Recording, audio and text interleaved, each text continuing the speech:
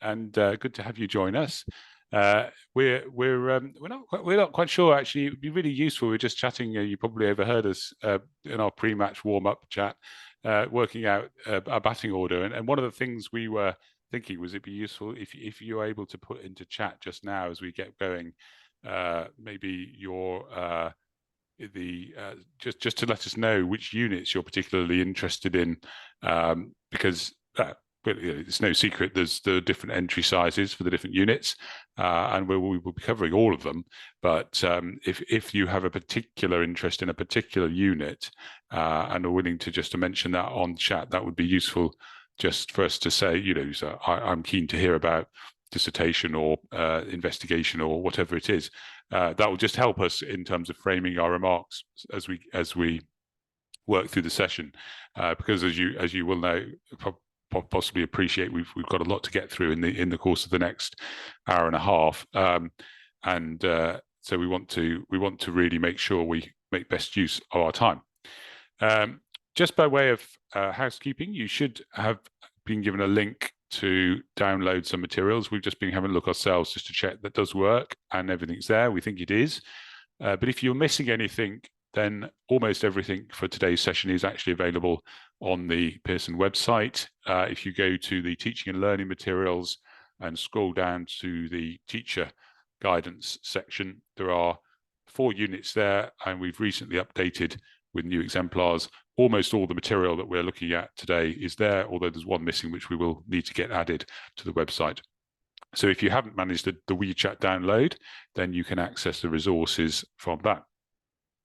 So we're all 4 of the senior team are here. So I might just say hello and then hand over to everyone else on the senior team to introduce themselves briefly. So I'm John Taylor. I'm Chief Examiner for Pearson Project Qualifications and the Principal for the Dissertation Unit. Over to you, Helen. Hello, everybody. I'm Helen Turner, and I'm the Principal Moderator for P303, which is the Performance EPQ. I'm Paul Finnegan. Sorry, Paul. No, I'm Paul Finnegan, and I'm the Principal for P302 Investigation. Rachel. And to complete the team, I'm Rachel Steele, and I'm the Principal for P304, the Artifact Unit. Lovely, thank you very much. Just a very quick update from the chat for you, John, because I'm not sure if you've got that open too. We've just got dissertation in there at the moment as the unit of interest, but we've not got many responses yet. No, okay. So if anyone else is happy to put in on chat just to say whether they have a particular unit interest, then please do. I mean, it may just be that you want to hear about everything, which is fine. But if you are particularly interested, then please do let us know. The format we're going to go with is I'm going to be talking for a few minutes just to introduce the qualification, and then we will spend a little bit of time talking through the marking grids, key point as we start to think about assessment. We will then be spending most of the session on looking through some learner work and also taking your questions and comments about assessment decisions. As I say, we don't have a huge amount of time, so we're going to be keen to go fairly briskly, but everything that's for this session you should have through download, or as I say, it's backed up on the website in most cases. So let's, without further ado, I'm just going to pull some slides on screen to get us warmed up. Okay, hopefully that's visible now to everybody. Yeah, that looks good. Okay, so aims for today. Sorry, let me also say, as I'm chatting, please do feel free to type questions or comments into the chat, and Helen and Rachel very kindly offer to curate those, and then we'll pause in about 15-20 minutes to just to go through the sort of Q&A that's coming in. So as I've said, we're aiming to look through the structure of the qualification, think about assessment, look at some exemplar work, and then just think through common issues as well that come up. The EPQ, I'm sure you're aware, as we at this stage in the course will probably be more looking towards marking. EPQ is a 120 guided hours qualification, guided learning hours. So that's to say It's a substantial piece of work, roughly equivalent to half of an A-level in size.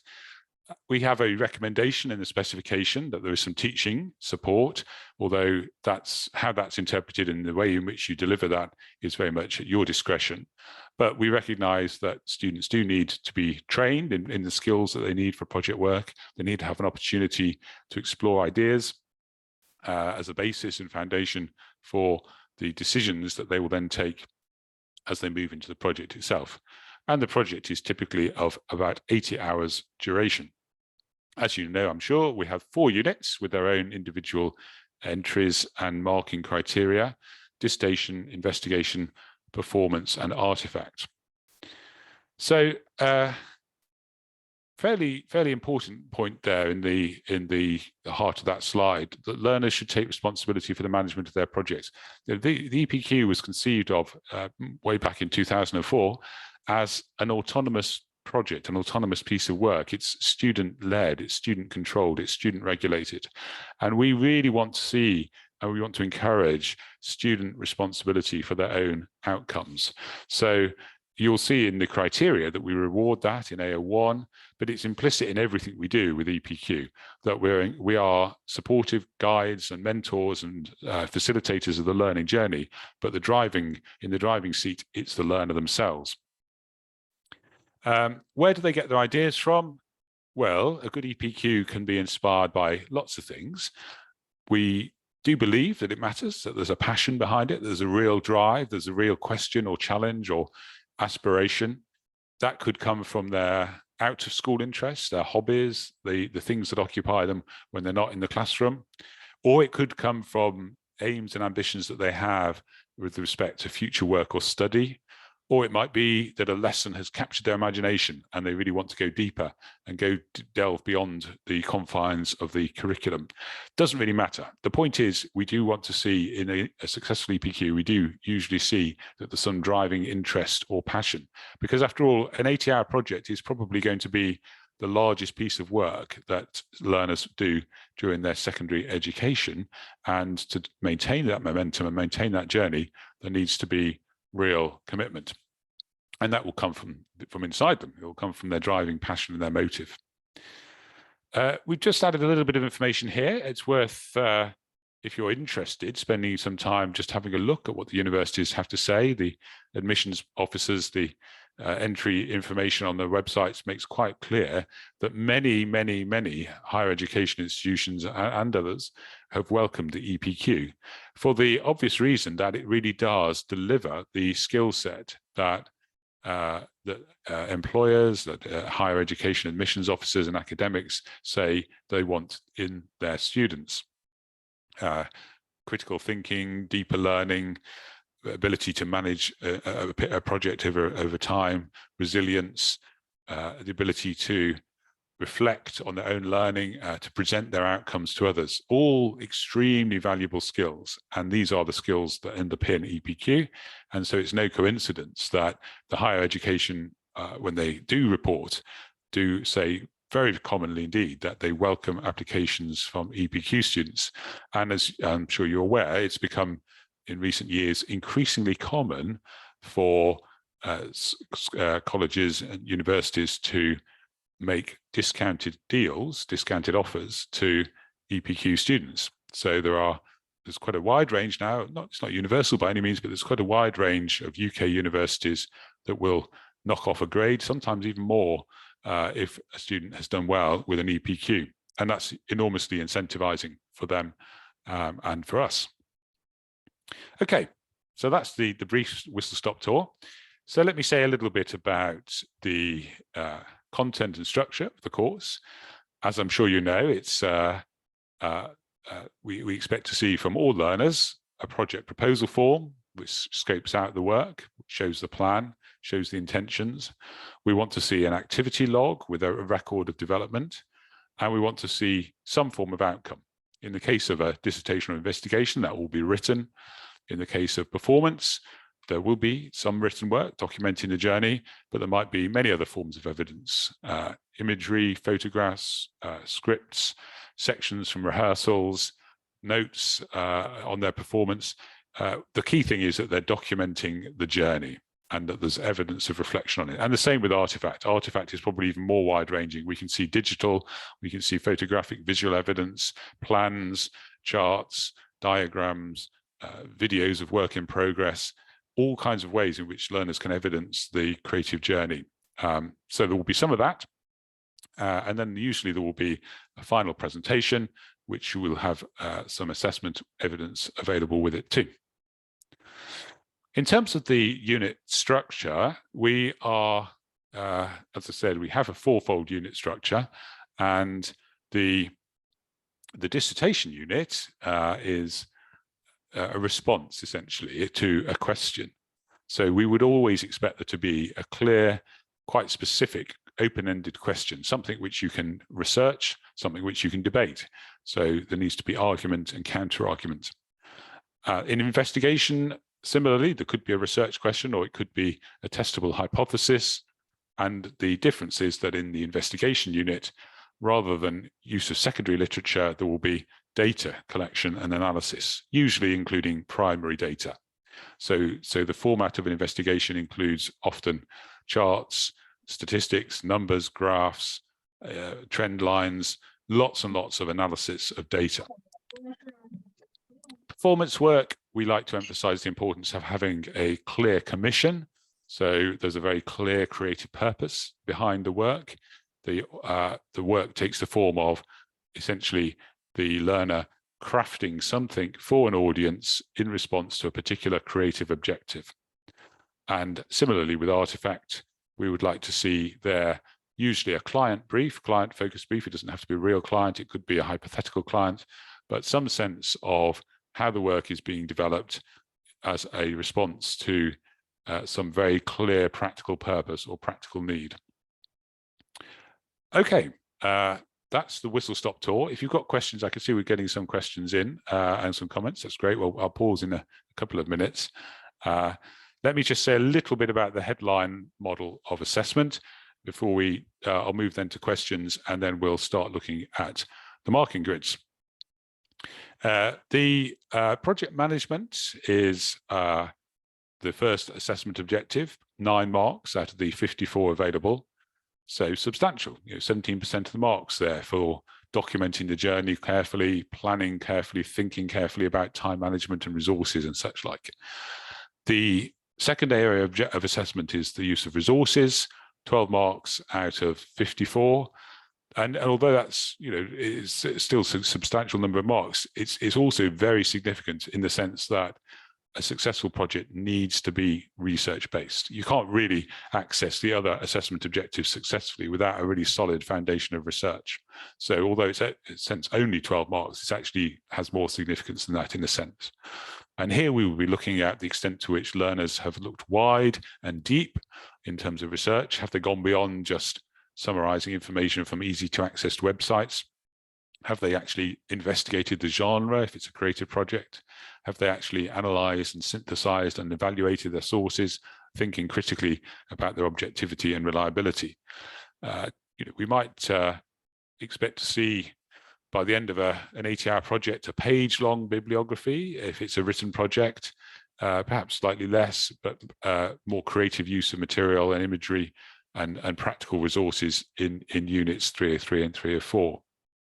A303, development and realization, the big one, 24 marks out of the 54, almost half the marks there. And that's for their own personal response to their question or their brief or their commission or their hypothesis. Can they frame arguments? Can they explore counter arguments?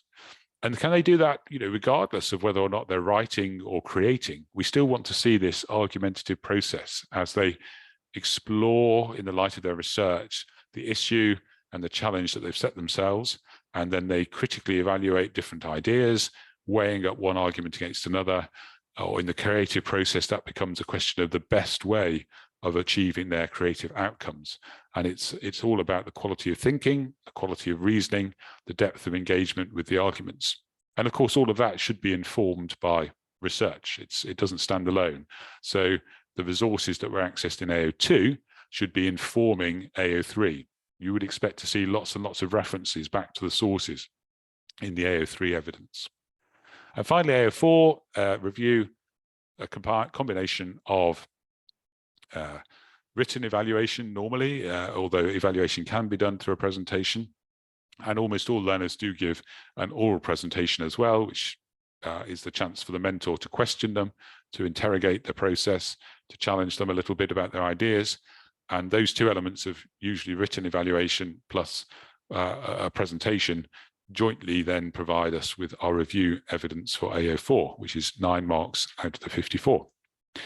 Okay, that's my whistle-stop tour. Before we go on to look at the marking grids in a little more detail, I'm going to pause at that point. And Helen and Rachel, you've kindly been curating questions on the chat. The main flow of the chat, John, so far has really been around which type of EPQ delegates are most kind of interested in hearing about this morning. The clear front runner is dissertation, okay. But we do have a couple of people who are also supervising investigations 302, and one person is interested as well in artifact. So it's kind of mainly the written outcomes, but there is somebody also with an artifact.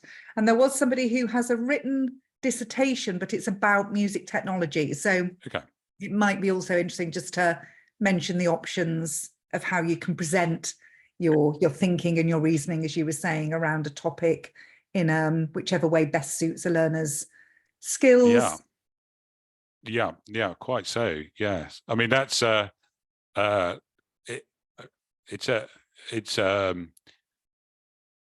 key really is authenticity and finding something which is authentic given the, if you like, the professional genre that the learner is relating to or maybe even aiming towards. So if we took a topic like music technology, then obviously that could find an expression through a written dissertation, because there's lots of issues to explore, lots of documentary research that could be done. But equally, I mean, a performance unit. Well, you'll know, Helen, a performance unit. We see performance-related work, which is essentially, exploring in a creative mode how technology can affect the performance process, I guess. Would that be a fair summary? Yeah, I mean, I think for something like music tech, if the student wants to present it as a written dissertation, so it's kind of a study of that would be obviously fine. As you say, John, it can be that. But if they wanted to maybe support their argument with more of a practical exploration as part of the development process of the EPQ, then that would certainly support going in as a performance, because the discussion will be being supported by those considerations of alternatives and that creative exploration kind of practical phase. And then the written side of that would be less formal in terms of more of a written commentary on that creative, more ephemeral process, but could be supported then by clips of music. Yeah, yes, exactly. And it's not, I mean, learners having the unit structure is an advantage in the sense that it gives us a chance to define the different outcomes and expectations quite specifically.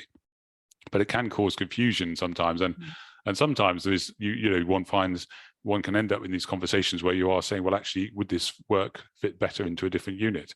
And obviously that's a conversation you can have with your learners within centre. Yeah. Okay, so I think very quickly, I'll just pop in. We've had a go couple ahead. of questions about the PowerPoint being shared, and I think it'd be a good point to just refer everybody to the resources button that's down on the toolbar at the end. And there's, I think it's a WeTransfer link, which is quite quick, I think, to be able to download the resources we're using today. Yes, a few people I've just admitted a few people late, so they can find that information down there, so that it should be useful to them. Thank you. Thanks, team. That's great. Yes. So everything should be. We're fairly confident because we've checked beforehand. We're fairly confident it's all available to you there on the download button. Okay. So in that case, at this point, if there are no further questions, I'll just pause a moment in case anyone else wants to bash in a quick further question. If not, we'll start having a look at some. I'll just come off the share on that, and we'll start having a look at some marking grids. So I'm going to begin with 301, and what I'm going to do, again, because we're time will tick by very rapidly. I'm going to just, hopefully that will bring up the 301 grid. Is that brought up? Can we Yeah, see it? that's there. Fantastic. Good. Okay. It's worth saying, John, at this point, obviously, that there are similarities between all 4 marking grids, which are common between them all, but obviously there are slight differences too, which maybe we're picking up on as we go through. Yeah, good point. Thanks, Paul. I think that's kind of what we're thinking here, is that if I'll do a reasonably detailed walkthrough of this grid, and then if Helen, Rachel, Paul, if you're happy to just add any further comments you want to about the differentiating features for 302, 3 and 4. It's an aspect, actually, you may be on this call because you're the lead EPQ person for your centre, and you may be bringing on board other colleagues, and sometimes there's definitely a nervousness about accessing units that they're less confident in. And one way of helping them to become more confident is to really emphasize that when we are assessing a process. And whilst there are differentiating features, as you'll see, that process is common across the 4 units. Good project work is all about the AO1, 2, 3, 4, the planning, the researching, the developing, the reviewing. And although you may do that in different ways, that process is, in a certain sense, it is the same process. And once people, learners, other colleagues who are mentoring, become aware of that, that can relieve enormously the tension that they feel, the anxiety they may feel about accessing other units than their sort of native, whichever their native unit might be. Okay, so with that in mind, I'll zoom in a little bit on this. With that in mind, let's have a little look through dissertation.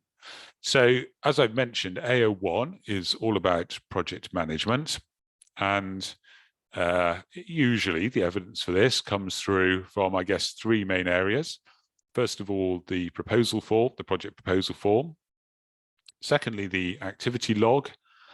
And thirdly, you'll see there's referencing this in the criteria to things like the level of organizational ability, time management skills. Some of that will come through your own observation. You'll have been working with a learner, mentoring them all the way through the process, having hopefully regular meetings, checking in to see the extent to which they're progressing. And that will inform your sense of how they're performing in AO1. I said that most of the evidence comes from the proposal and the activity log, but a key principle of assessment for all units and all assessment objectives is that we look at work holistically. And so, although it may be the case that the proposal form, to take a P301 example, contains the detailed rationale and explanation behind their choice of research question, it may also be the case that you'll find that in the dissertation itself, for example, in an abstract or an introduction to the project. And if that's the case, then of course we can reward that evidence at that point. We don't need to be too prescriptive about where it occurs. The key principle is, does it occur? So with that in mind, if we look at the AO1 for P301, you'll see that our areas include some criteria that relate to the choice of question. That's all important in a dissertation. And we differentiate there between learners who've been able to shape the question themselves, put some independent gloss on it, some sense of ownership of it, versus those who've had to be more directed or supported in choosing the question. And that will inform the judgment about whether they're band 1, 2, or 3. Also, the question of focus. Have they, in almost all successful dissertations, there is a journey of development of ideas as the question becomes clearer. And by the time we're reaching midway through or largely getting through the process, the question should have been refined and focused and become more specific. So they're really digging deeply into a quite well-defined area rather than just doing a broad project about the Egyptians or something that feels more like a primary school project than maybe something you'd expect from an A-level learner. So look for some definition and some clarity of focus. The other criteria, I won't read them all, but you'll see that they relate to planning, careful thought about how time is going to be used, rationale, the clarity of the objectives and thought that goes into the question. Can they really articulate a reason for why they're doing it? A personal reason, a personal motivation, but also perhaps some social good that is served by this investigation. Why do people care about the topic that they are looking at? It's always a question worth asking. Time management matters with any project, and the most common place to find the evidence of that will be through the activity log, a document that few learners, I suspect, really enjoy having to fill in, but nevertheless a valuable one because it provides, in essence, a kind of backstory to the project. I like to think of it as the when the documentary on television has stopped, and then we get the extra 15 minutes of how the camera crew actually made the film. That's what we're looking for in A01 through the activity log, a sense of how they engaged with the ideas in their project. And in some ways, it's a poorly described document because it's not really a log of activities. It's actually a journey of ideas, a creative, reflective, personal journey. And the best log entries have that reflective quality to them, so you can see someone who's really thinking their way through their project, not just, as it were, telling us that they wrote another 100 words or that they've read another source. What did that mean to them? How did it affect their ideas? So the focus in A01 should really be on intellectual management, if you like, if you want to use that word, or the management of the ideas as much as the actual activities. So that's A01. Let me. I think I'll keep going. So I think otherwise, if we jump back and forth, we'll be hopping a little bit much. I'll finish 301, and then we'll jump to the other units, just to put in some differentiating features there. Use of resources.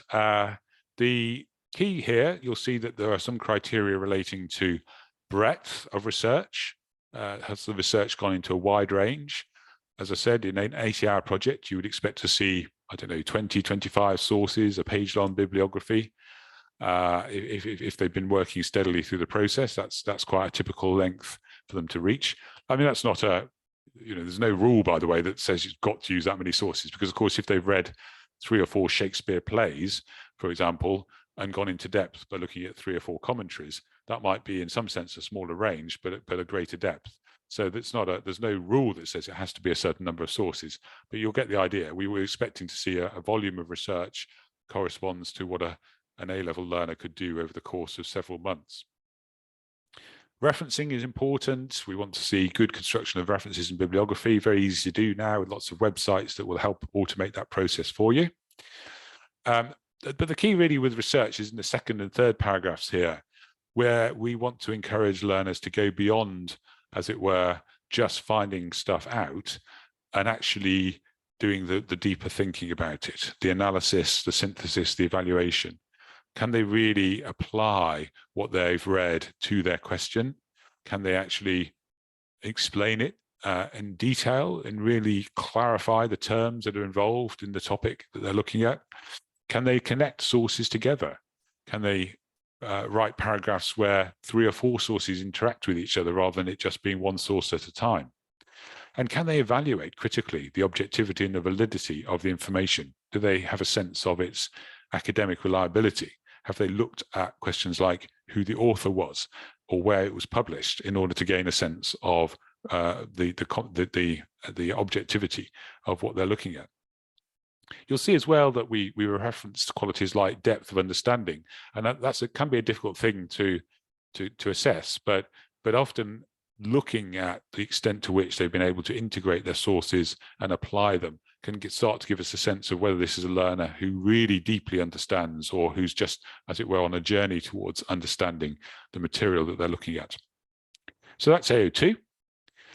AO3, as I've said, 44% of the marks, 24 out of 54, 3 mark bands, a really substantial criterion.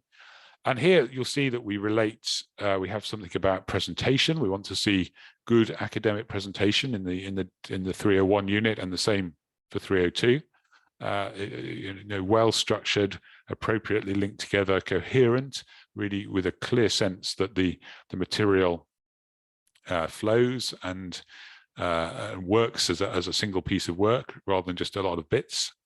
One practical note about that: we're now on using digital submissions, and although I know it's a bit more work for us in centre, but if you can help to compile or get your learners to compile their dissertation into a single document, that tends to work better than sending in the sections as separate entities.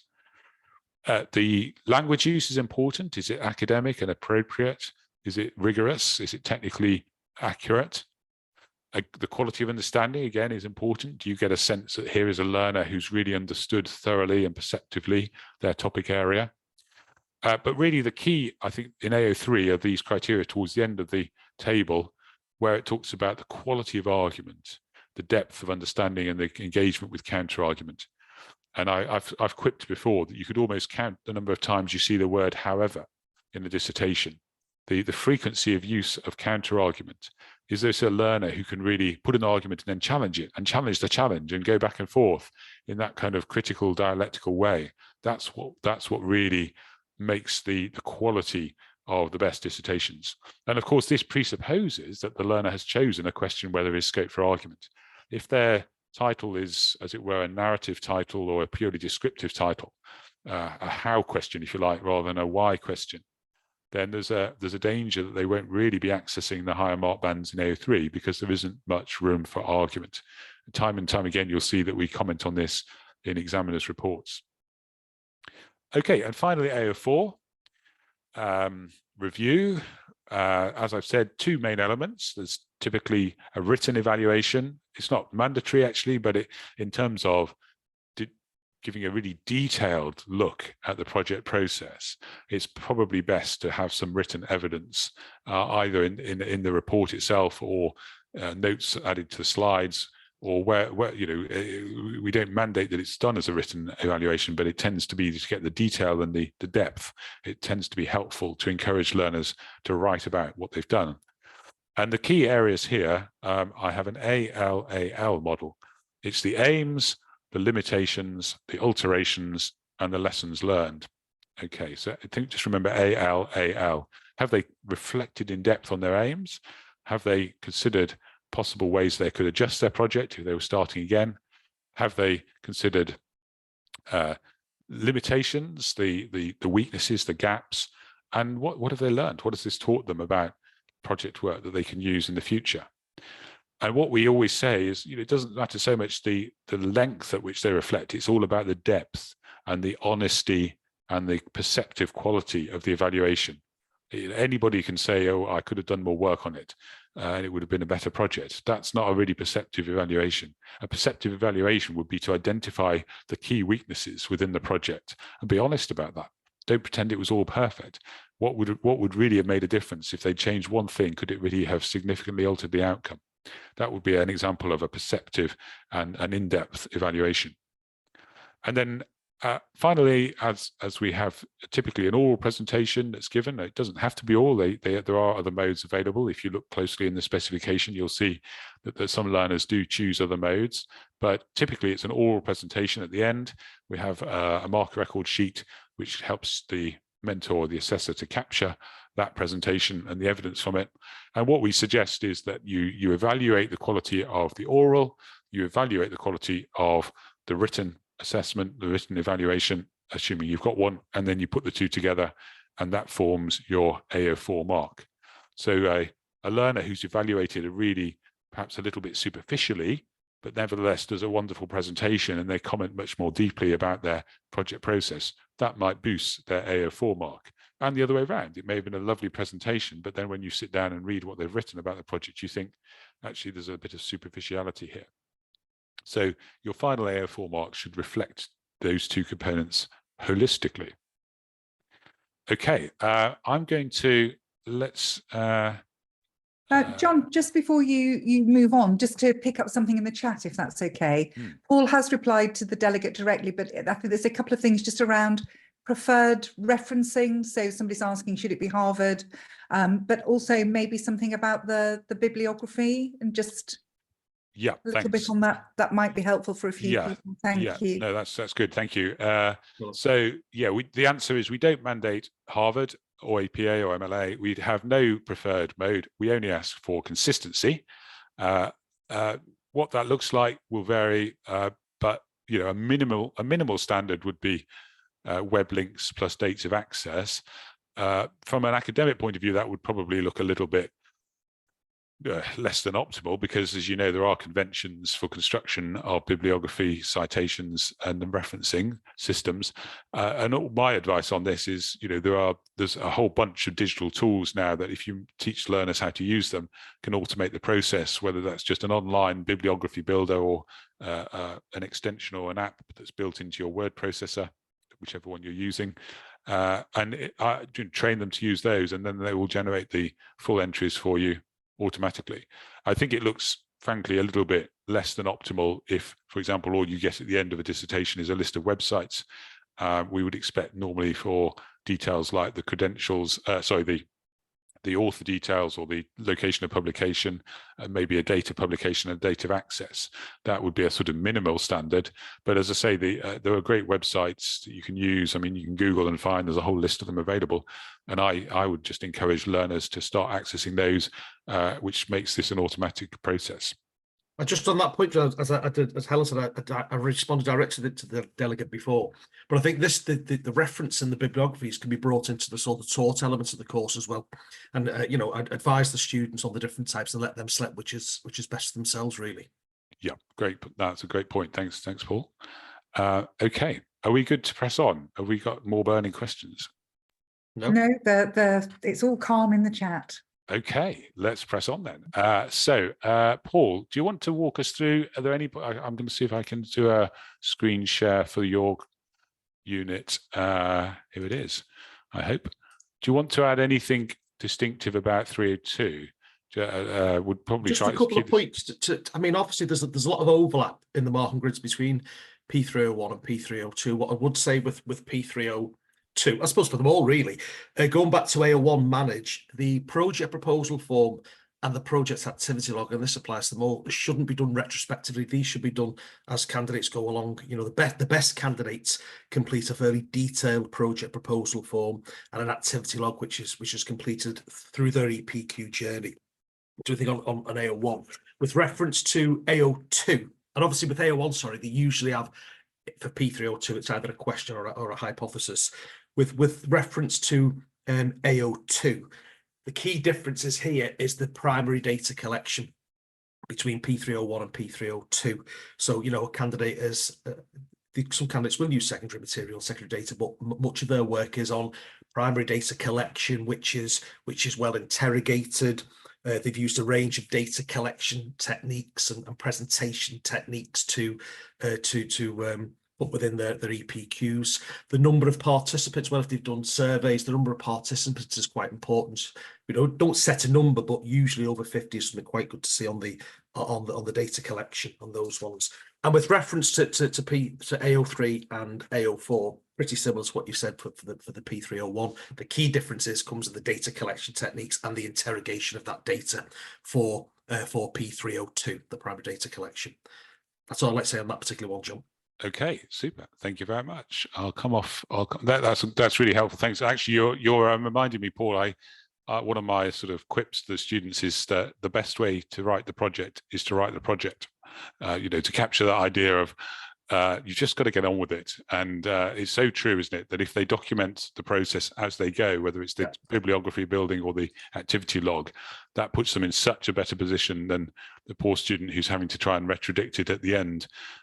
So good points. Thank you very much. Just on that point, there's a chat's come up on one of the delegates there about encouraging students to use a range of resources, not just web basis, so books, text, materials. It's a good point on what podcasts. A wide range of resources is vital for the EPQs, correct? Yeah, that's a great point, isn't it? It's depth of investigation is what we're looking for. And if everything's come from the top of a sort of quick search from the search engine, then yeah, fair enough. But that's probably not as deep as someone who's found some more interesting and unusual material.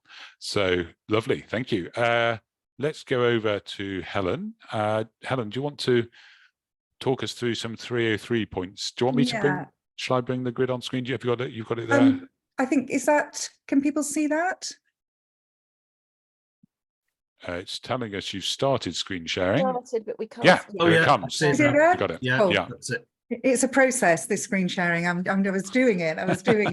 Just- okay, so I'll whiz through this one because I know, as we've been saying, a lot of it is very similar.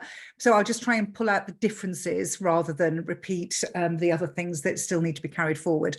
So I think the biggest difference for a P303 performance response is, rather than a question as being the kind of focus of your title or a hypothesis, we're finding that the better projects are responding to a clear commission or brief, so that you're actually having a clear purpose for the work that you're creating, and that's linked to have a certain effect on a particular type of audience or group that you're presenting the work to. So I'd say that's the biggest difference there, but absolutely support everything everyone else has said about it being an ongoing process. I think, again, just pulling out the main differences for AO2, the using resources, it's really crucial that the research sources include the kind of experiential, for want of a better word, type of research. So if you're making a piece of theatre, you should be seeing pieces of theatre to inform your thinking and inform your creative decision making. Similarly, if you're putting on a more kind of event management type performance, then making sure you've actually been to certain things or researched around that practical type of outcome. And the other one that we often see missing is different practitioners and people whose work could influence the way you work, as well as what the outcome looks like. So again, using your research to inform your processes and your practices, rather than just shaping your outcome from the end in, as it were. AO3, I think the top tip here, which kind of follows on from something, Paul, you were saying, it's about capturing little and often. So a lot of the development process, the exploration, practical rehearsal, that kind of thing is quite an ephemeral, kind of disappears, puff of smoke kind of evidence. So it's getting a plan at the outset for how you're going to collate that, collect it, bank it, record it, so that you don't lose the detail of why and when and how you made certain decisions as part of your refinement and development. And then AO4, really the same as for all the other units, so I don't need to take airtime for that. Okay, lovely. Thank you. Thank you very much, Helen. And Rachel, can we go to you to talk a bit about 304? Yes, we can go to me. Let's see if we can get 304 up.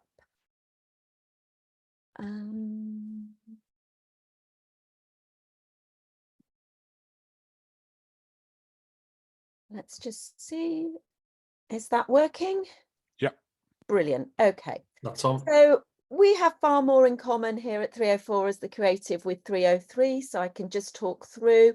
When we come to AO1, it's very much, rather than a question as the title, it's a refined commission or design brief. So that will have real specifics within it. The best we see are quite long. They might even be backed up by a design specification, and it will really drill down into the user group you want for this artifact you're going to create. It could be a specific about the style of the artifact, if it's an art-based artifact, but really think of those specifics you can put in. And I always say our principal reports on the projects, different units, are available online. And I know within mine, I give examples of good commission briefs. So they're really worth looking at for some more detail. So as we then move on to AO2, research, there's no requirement to present your research in an academic way, say using a literature review for 304. You might choose to if that's useful for your students, but it very much can just be a record of the research. And the key thing is that that research absolutely connects to developing the thing, the artifact you're producing. Sometimes we see a disconnect. We almost see some research around a theme and then an artifact presented. So the key thing, what do you need to create this artifact? What research do you need to undertake? It's going to be research into the processes, the skills you need to create this. You might need to be able to draw, to paint. You might need some kind of programming skill, really depending on the artifact. It could be very different. And to really encourage learners that practical skills development, experiential learning can be a part of the research. Equally, site visits to places to seek inspiration for the artifact. It's hard to give specifics because we have so many different types of artifacts, but to really encourage primary and secondary research and to look to ensure that there's an investigation into the materials and processes that you need to create it. Moving on to AO3, much as Helen said, make sure there's a plan for how you're going to capture it. Little and often, we need that capturing of the process and the creative journey towards the production of the artifact.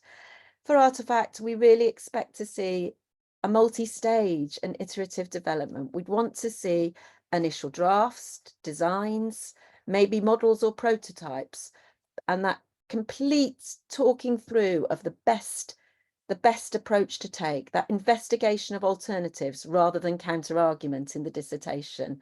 So all of that could be captured. It might be captured in a more detailed production log. It could be, as John alluded to at the beginning, include sketches, designs, initial drafts, but all with annotation, and they'll show a thorough understanding that we see in that top band if they're really able to use the correct vocational language for where they're working in and show a real detailed explanation of the choices made. As we scroll down to AO4, really not much to add other than it goes all the way back to the beginning. So when we evaluate the actual product, the artifact, the outcome, it's a real detailed evaluation against that initial design brief. And we've come full circle. Thank you. Lovely. Good. Well, I hope this is giving everyone a sense of the coherence of our different units and the commonalities, as I said, of the process that underpins each. So there are just a couple of questions actually that it might be timely for, if you're happy, John. Yeah, so somebody's asking about how students should handle interviews with professionals or people associated with a kind of an experimental method. So just how to record that. Yeah, it's a good question. So very briefly, you might want to add in as well if I miss anything. First of all, as is sort of paramount with any contact which involves students maybe out of school working with adults, we do have to consider all the safeguarding issues. So you will have a process in centre about who needs to be notified and considerations like where's an appropriate place to hold an interview. Obviously, it can be done online, which in a sense makes that much more straightforward. But do consider that part of the process as part of our basic duty of care for our learners.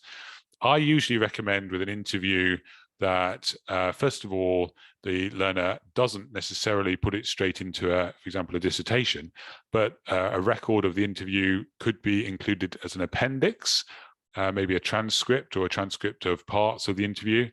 And then the key point, of course, is that from that point onwards, you can use that interview like you would any other source. It's you can critically evaluate the arguments that you were given, the information that was provided. You can be part of your analysis. You can reference in the dissertation itself your interview as a personal communication and include the link to in your bibliography. And essentially, you've got one, hopefully very expert, but nevertheless just one more source that then forms part of your work. The point being that you can't actually get the interviewee to do the work for you. You've got to really analyze it and relate it to your project. That's a brief account. Do you want to, Helen, Rachel, Paul? I could just add one very small thing, I think, and I think we do see quite a lot of that kind of work in 303. And I think when it comes to marking it, so from your point of view in terms of crediting that at assessment, it's not necessarily, assessing that they've done it, but more what have they taken from it and how have they used it. So I think, again, like any other source, it's how valuable has that been to the learner's thinking and how has it informed their project, which is when it turns into kind of credibility within the assessment, I suppose. Yeah, super. Thank you. Just one other question, John. I don't know if you want to, Helen, have you seen that one about the Ukrainian students? I don't know if you. Yeah, I have. Oh, yeah. I think, is Rachel, are you typing back to that one now? Oh, okay, that's fine. I could maybe answer, and I can see it's in the chat, and it's an individual case of a Ukrainian student doing a translation piece there's not much capturing the process, although the outcome is very good. And I think that's something we do see, that you can create a brilliant outcome. Unfortunately, to be blunt, the emphasis of AO3 and the marking is on the process. So we do need to find a way to support this student. One thing I would say for that, are there initial drafts? Quite often, if they can write a commentary next to that, or they can go back over the piece they've written and try to explain and analyze the text the techniques they've used if they're sort of retrofitting the evidence.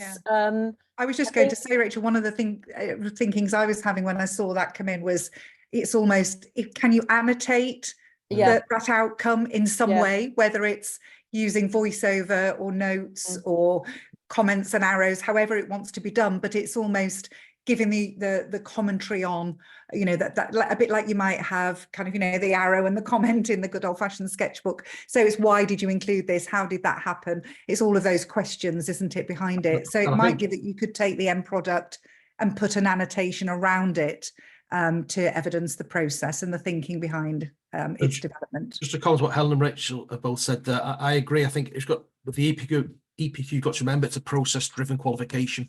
So although the outcome is important, the process is vital to capture that. So yeah, I'd second those points. Okay. The other questions seem to have been dealt with in the chat, John, if that's helpful to know. Good. Let's move on, because I'm very conscious now as time ticking away. So I was going to put a break in, but I think given that we're only just about half an hour, just over half an hour to run, if everyone's happy, what I'll do is we'll move now to starting to look through some exemplar work. But the way we'll do this is we'll give you sort of 5 minutes to familiarize yourself, if you haven't had a chance to look at the materials in the pack, which you probably won't have done. 5 minutes per exemplar. It's not a lot of time, and you won't be able to do more than just get a feel really for the qualities of the work that we're looking at.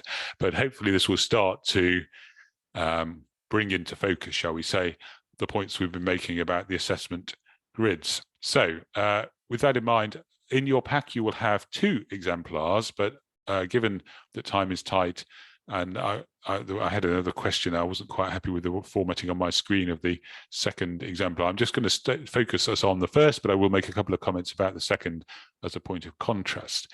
So with that in mind, if you would be, what I'm going to suggest you do is from the downloaded materials, if you could find this exemplar, P301 exemplar 1, and it's entitled, "What is the role of capitalism in resolving climate change?" So for anyone who hasn't spotted, should be a resources button at the bottom of the screen, which gives you a download folder, and this is in there. If you can't find it there, you can find it on the Pearson website in the teaching and learning materials, the teacher guidance section, unit 1. I think it's towards the bottom of the list of a bunch of exemplar projects there. So take a few minutes to have a little browse. It was 8:25. We take about 5 minutes. You won't, as I say, be able to read it in full, but get a feel for it. I will then say a few comments, and then we'll run that process through with respect to the other 3 units as well. And hopefully that will give us a little bit more time for final remarks or questions. So let me pause for 5 minutes, give you a bit of reading time, and then we'll discuss.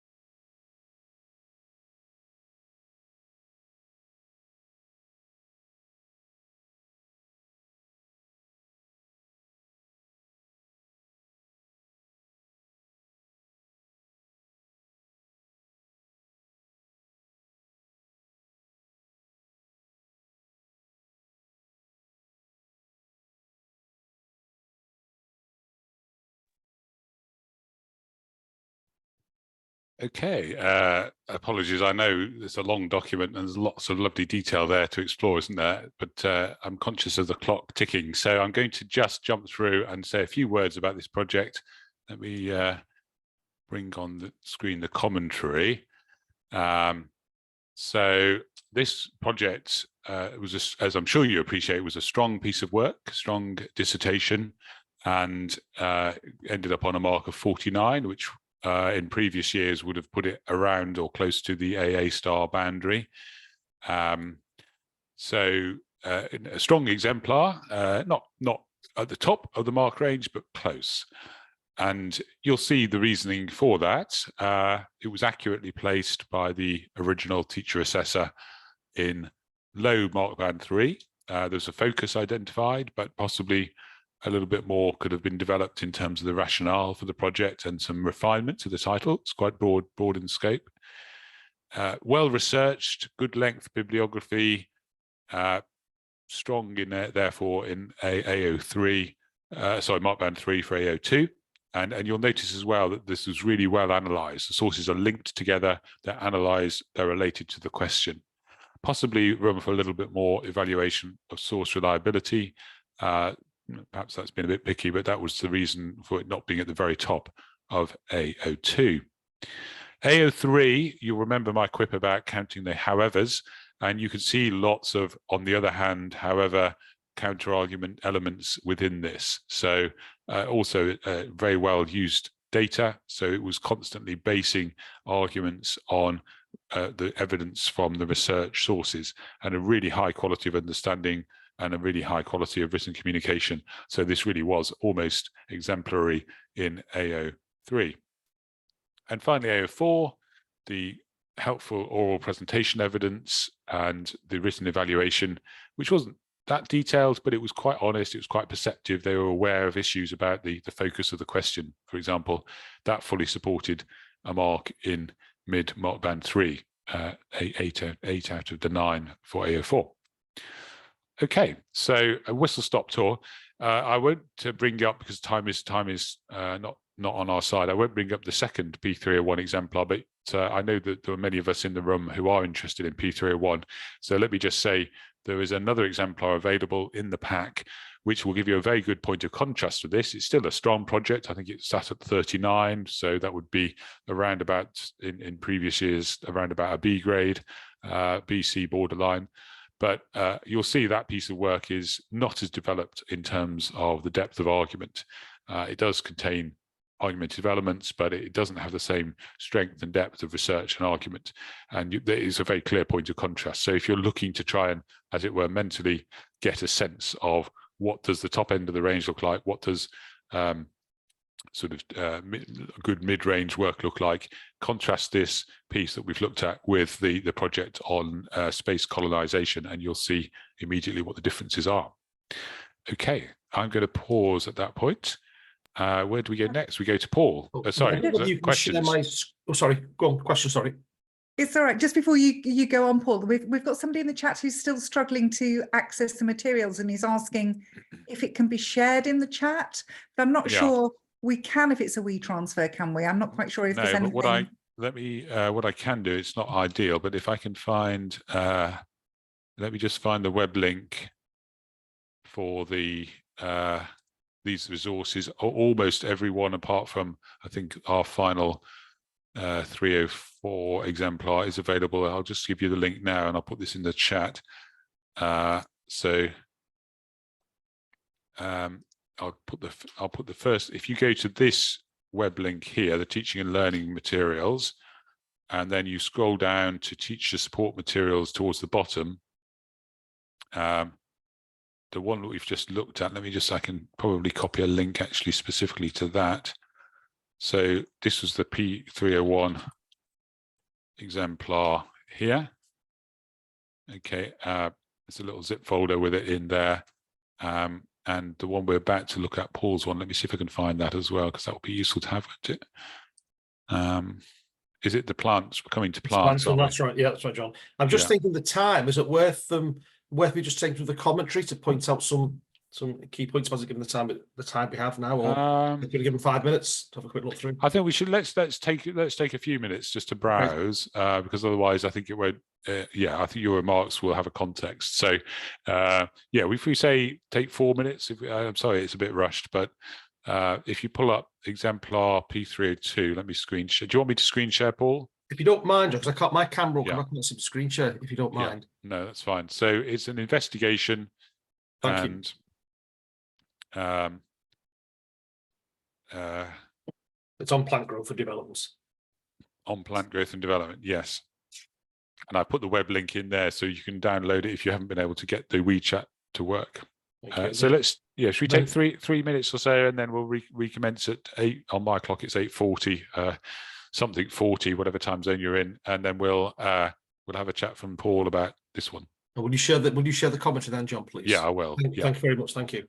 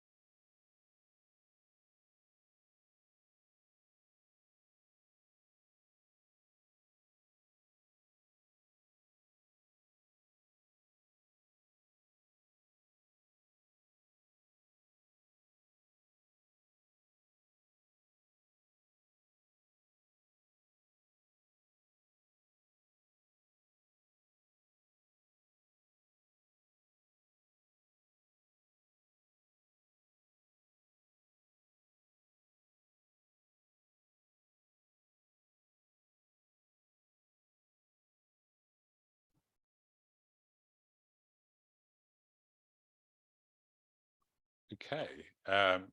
Sorry, I'm very conscious. We time is tight. Shall I bring up the commentary? If you don't mind, John, that'd be great. Thank you very much. I'm sorry I can't show my screen, or you can't see me for that matter as well. Okay. Okay, thank you very much. Obviously, I hope you've had a quick look through this P302 investigation. It's clearly a title which is of interest to the candidates. They've created their own title. Would like to see a little bit more evidence of the title evolving, or ideas initially, rather than the final question being put on there straight away. So that would have been quite good. There's some interaction with the project proposal form and the activity record log. Fairly well maintained. There are clear records of the candidates engaging in the process. There's clear evidence of primary data collection. There's the methodologies in there too. It's fairly well referenced. There's appropriate sources used. What I would say is there could have been greater sophistication of some of the data collected, so how they've interpreted that data, the methodology and the presentation of the materials and the data collected could have been slightly more sophisticated in the techniques they use. They've used a range of sort of bar charts and how they've presented their work, but greater sophistication would have been useful to see. Nevertheless, there is a lot of primary data collected. They've engaged with the research, and they've also been able to reflect on their process. They put a conclusion in there, but there's also evaluative comments put in the conclusion as well, where they can improve the project, how they can improve their data collection methods as well, which is good to see. But they've engaged in primary data collection. And as I said before, that there's evidence of the journey sort of being reflected upon. Now this got 39, which is round about a sort of just over a grade B on the grade boundary at the moment. But it's a decent piece of work. It's researched. It's well logically structured. They've engaged in primary data collection. They've reflected on the process. They've reflected on the process too. Thank you very much, John. I'm also conscious of time there. No, that's terrific. Thanks, Paul. That's great to have done that so briskly and clearly. Thank you. That gives us good flavour. So, it's a contrasting piece of work. It's not as developed as the 301 that we saw, but it also captures the themes and elements we want to see in 302 work. So really helpful. Thank you. Okay, we've got 18 minutes to roll on my clock. So let's move to the wonderful world of P303. Helen. Great, thank you. I'm very aware that there's not a huge number of people looking at 303, but so should we just have do you want a few minutes to look at the work, or do you just want me to talk about it and people can then access it if it sounds of interest? Yeah, I think given the timing, and I can see there are still some questions that we want to get back to on the thread. So do you want to do a synopsis? Give a flavour of the qualities of it. Sorry, John, didn't mean to talk over you. No, that's great. No, that's perfect. Thanks. Okay, so if you would like to take a look at, oh, brilliant. Somebody's just said 303 might be of interest next year. So I'll just blow a little trumpet. So great. So there is a music piece that's in the resource pack. And if you, after this, are interested to take a look at that, it consists of two key pieces really of learner evidence. One is the outcome, which is an audio file in this case, and the second one is their written supporting work. So this is a full mark project. There are things, however, that could have been done differently and made it almost a more typical 303, which could have still achieved that full range of marks available. So the main thing to state is the level of the kind of technical music ability in this could be considered to be above level 3. So that isn't necessarily a benchmark people have to be at. This is a very capable music student who's possibly already working at HE level in terms of their technical ability as a musician. However, to access all the marks in a 303, the performance discipline that's being used, whether it's a traditional dance, music, drama, or whether it's something that's slightly more hybrid, leading a workshop, etc., it should be at a standard just, that can achieve. It shouldn't be, oh, I think I'll take up this new thing called drumming and do an EPQ in it, because it's unlikely that you're going to get to the kind of standard the way you can have that level of thinking. The other thing that maybe could have been done differently in this project is the written support materials are written very much as almost like a dissertation in a very formal way, with a literature review, with their footnotes. That the content is fabulous, which is why it deserves the full marks. But this could have been presented in a more informal way. So, for example, we see directors' projects that use a director's notebook, or a dance project that might have an annotated kind of logbook, the process log, the different kind of titles that different disciplines would call them. So that could have been a difference. But ultimately, it has clear creative intentions. So it's to kind of say a suite of music for lockdown, it's got purpose, it's got clearly identified stylistic qualities, it uses influence of others very effectively, and it's fully informed. And the process is really robust. It's not just what could I already do, or well, I'll wrap it up and get an EPQ kind of without much effort. It's a project that has actually gone through that iterative development, refinement process, and has got that level of thinking that John was talking about earlier implicit in it. So fingers crossed. Thanks. You've just popped the link to that for those that haven't got it in the resource pack. Thank you, John. So sorry, whistle stop tour, but hopefully you'll see why it's a good one. Yeah, that's lovely. Thank you, Helen. That's great. And as Helen emphasises, it's P301 is a dominant unit in numerical terms, but it doesn't need to dominate in terms of the presentation of assessment evidence. The key is an authentic record, which is credible with respect to the kind of professional genre that the learner is accessing, and that might look quite different from a standard dissertation. So great, thank you very much.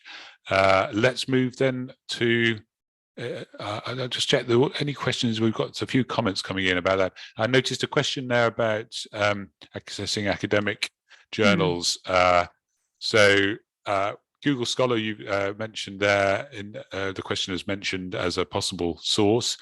I don't think, to the best of my knowledge, we have anywhere where we've recommended online access for peer-reviewed sources, but it's not hard to find them. I mean, a simple example would be the massive repository that's run by, I think, the Open University called CORE, C-O-R-E, core.ac.uk.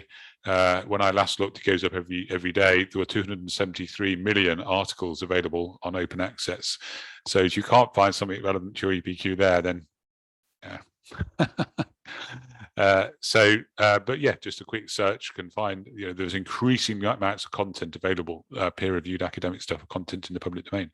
And also just a question about annotations. I'm conscious of the workload that we impose sometimes when we ask teachers to mark and then comment and then upload everything to the learner work platform. And annotation can be harder now. I mean, it's fine if you're writing on by hand and scribbling as you go, but if it's digital, it may not. I certainly find it quite difficult annotating PDFs and quite time consuming. We don't anywhere, I'm pretty sure we don't anywhere require that there's an annotation in the actual document.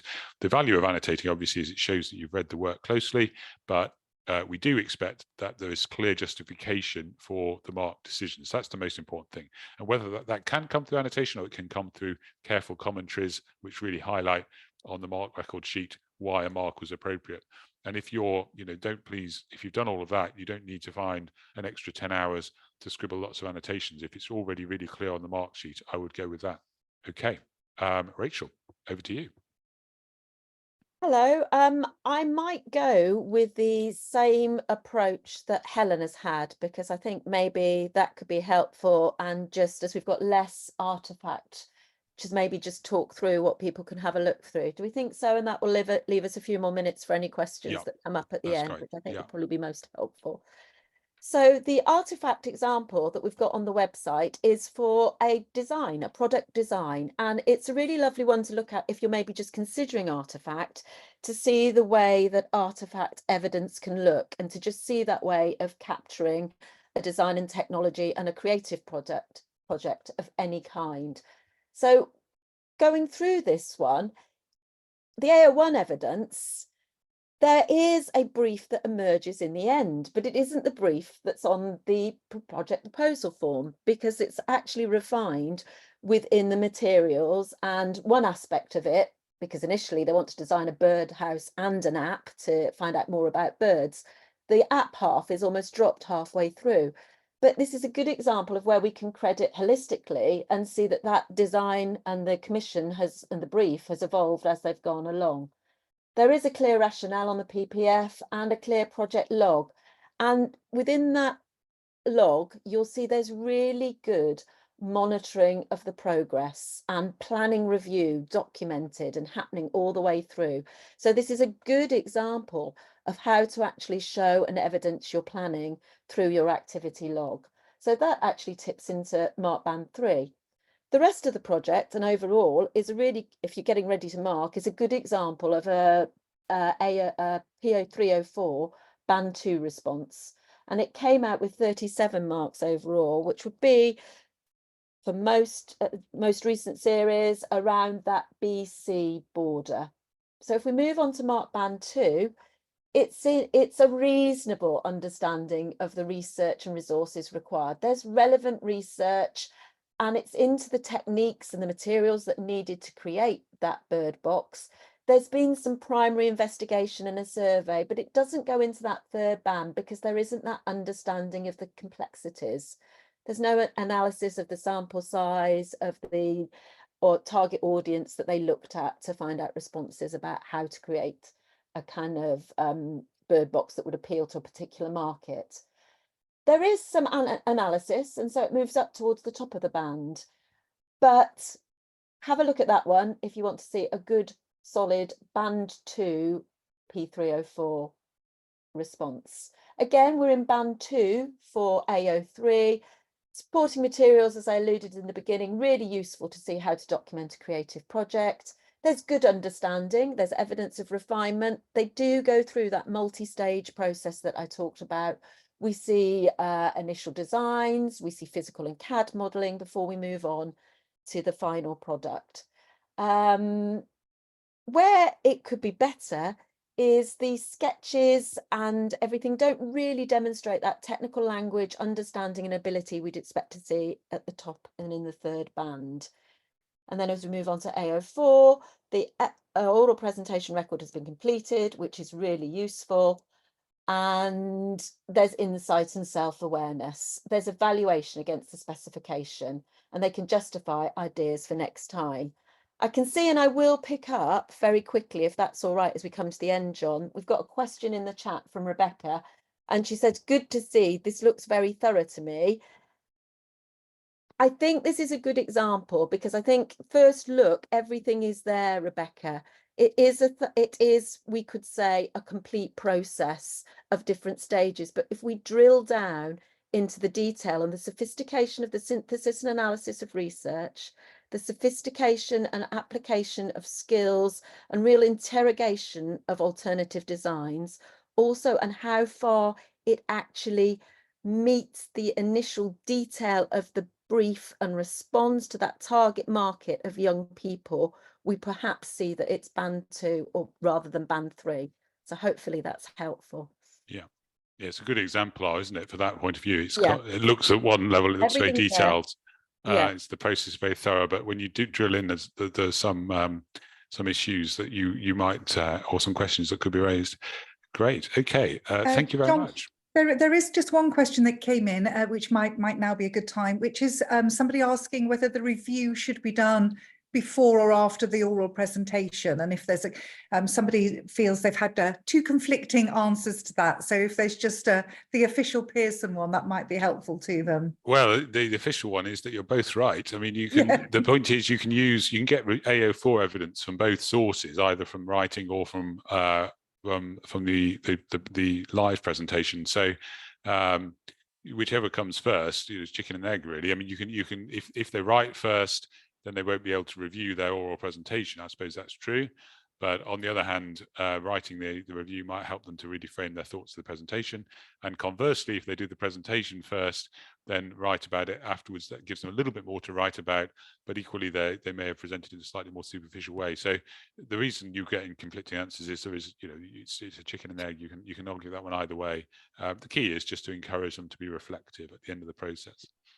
Very conscious of time. Have we dealt with all the existing questions? I think most of the questions have been, yeah. I think, okay. I don't know if it's helpful just to maybe just remind people that whilst this, because this is a getting ready to mark, and John, I hope this is okay to say this, do be mindful of using the numbers and the marking rather than the grades to measure the achievement when you're actually preparing work to send in for moderation, because grade boundaries, aren't fixed in stone. And if people use them and mark 2 boundaries, there's even more chance a boundary might move. So do use the marks available against each of the 4 assessment objectives as your kind of toolkit for marking, because that is definitely the immovable. And so that's probably going to be a safer process for you to use. Yeah, it's a really important point. The grade boundaries do shift, and we can't assume anything. This project gained this many marks. It may have gained 1 grade in previous years. That doesn't mean at all that it will be that grade in the future. Handwritten. Yes. Yeah. Sorry, we've just got somebody else as well, late people that were unfortunately given a different time and so joined late through no fault of their own, no blame culture, trying to come across in that comment, is still can't find the resources tab. So I don't know whether it's something, maybe Susanna, would it be an option for people to be sent the pack separately afterwards, or if they say who they are? Just mindful that it's obviously quite a key part of the training to have access to the. Yeah, I can speak to the Pearson team as well to get this sent over. That's really kind. Thank you ever so much. Sorry to interrupt you there, John. No, Hopefully not at that's all. okay now, Lucy. I'm just going to, we've got a couple of final slides that I shall just flag, and because we've done some recent upgrades and updates on the website. So you will notice, or you may have noticed, various EPQ pathways, a climate and sustainability pathway, a future skills pathway, and an artificial intelligence pathway. Nobody asked us a question about AI, and we've only got 3 minutes left. Extraordinary. But there's a whole bunch of really valuable resources if that has come up or is coming up, and it's creative as well. It's how we can actually begin to use these tools appropriately. So please do look at that. The other significant change that's actually happened since our last event is that the specification has had a refresh, and it now very, very usefully within the main specification you have 4 different unitized specifications, which are brief summaries, which you can actually give to the learner with all the evidence requirements and the marking grids and the overview of P301, 2, 3, and 4, all done separately. So it's really helpful. It makes it much more learner-centered and accessible for them. There is also, as well as these links, there's now also a learner-facing page with succinct guidance about P301, 2, 3, and 4 directed to learners in language for learners. So lots of hyperlinks there, and there's more. I won't go through common issues. These are fairly well covered, I think, and we've covered all of this in what we've said. So with that in mind, and 2 minutes on the clock, are we there for questions? I think we probably are. Yeah, the biggest outstanding one addressed. is people with issues accessing the pack, but I think hopefully that will be dealt with from what Susanna said. So yeah. Sorry, Paul, didn't mean to talk over you. No, that's fine. No, that's fine. No. Yeah. So yeah, we're going to get we'll get that pack sent out, and otherwise it remains to say thank you very much. There's some on the I have got 1 minute left, so I will fill the time. There is some guidance about assessment evidence. I'm sure you're familiar with the rules, but just to remind you that when you're submitting work, we do always require the top mark and the bottom mark project as part of the sample that is sent in. It's a common issue actually that they don't necessarily get automatically requested, but we always do require those when you send in your submission. So please don't forget to send us your top mark and bottom mark project as part of your moderation sample, even if they're not requested. Otherwise, it only remains to say thank you very much for attending today. Thank you. I hope this has informed you. I'm sorry it's been a bit of a whistle-stop tour, but you will have the materials at your disposal as a further guide, and the now refreshed website with its AI extension included as well. So thank you all, and can I say in a multi-time zone meeting, enjoy the rest of your day. The day may well be done for you. For the rest of us, it's all about to start. But wherever you are in the world, have a good rest of whatever remains of the 7th of March. Assuming, I think it must be the 7th of March. We can't possibly have anyone. We could have someone in the 8th of March. Anyway, I'll call a halt at that point. Thank you all. John. Thank you. Thank you all. I'm just going to stop the recording now. Thank you for today.